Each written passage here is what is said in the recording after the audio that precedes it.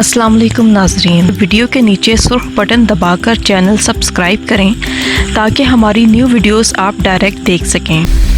जी नाजरीन, असी चौधरी मनादर साहब के डेरे ते इन्हां दे असी मुलाजम नहीं कहते, गुजरात वाले तो उन्होंने अपने बेटे के भाई समझने।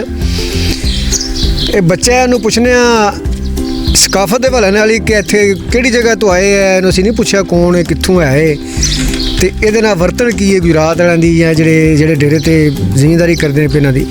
अस्सलाम वालेकुम बेटा। वालेकुम सलाम। की नाम है तेरा? साबर। ते साबर कित्थे दे रहण वाले? मुल्तान दे। ये डेरा शेरा तुसीं सांभे है?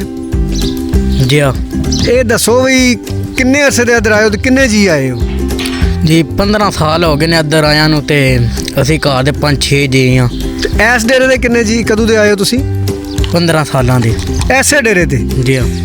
ते ये दसो भी मुल्तान दे रहण वाले हो, उत्थे दे बंदे अच्छे ने, डेरे भी अच्छे ने, लेकिन वर्तन तुहाडे नाल जिहड़ी है वो गुजरात तुसीं आए हो ते तेरे वडेरियां नाल तुहाडे नाल ये गुजरात वालियां दी इस डेरे दी वर्तन कैसी रही है? बिल्कुल चंगी ली है माशाल्लाह। पूरा ख्याल रखते हैं ते झिड़कदे नहीं हैन? नहीं, कौन झिड़कदे, पूरा ख्याल रखते हैं। ते तुसीं 15 साल इत्थे कढ़ छड़े बंदे ते अक जांदे ने, ओहदी की वजह? जी बड़े बंदे चंगे ने ते बड़े जिम्मेदार ने, कितने मंगिए उतने पैसे चाह देंदे ने। ते ये सारे बंदे चंगे ने या सिर्फ डेरे वाले चंगे ने?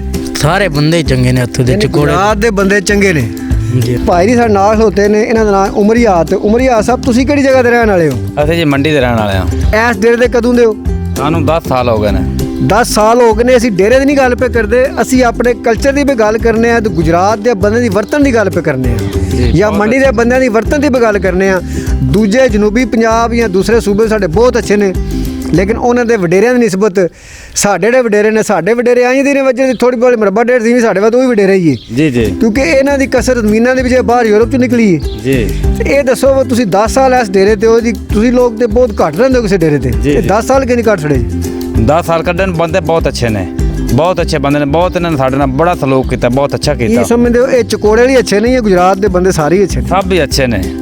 ठीक है ਜੀ ਹਾਂ। ਤੇ ਤੁਸੀਂ ਕਿਹੜੀ ਖੂਬੀ ਵੇਖਦੇ ਹੋ ਗੁਜਰਾਤ ਦੇ ਬੰਦਿਆਂ 'ਚ ਜਾਂ ਡੇਰੇਦਾਰੀ ਇਸ ਵਿੱਚ?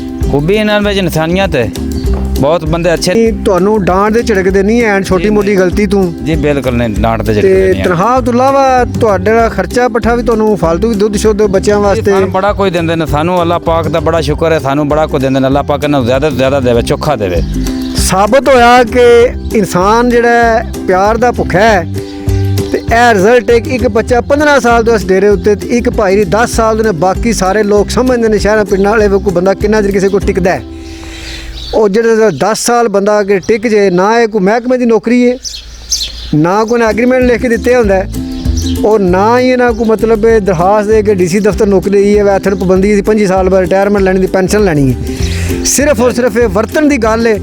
अलहमदुलिल्लाह सारे दोस्त पूरे सूबे वाले सुनते हैं पे साडे पंजाब दा दिल लाहौर दा दिल, बल्कि पंजाब दा असल दिल मैं कहा साडा गुजरात है।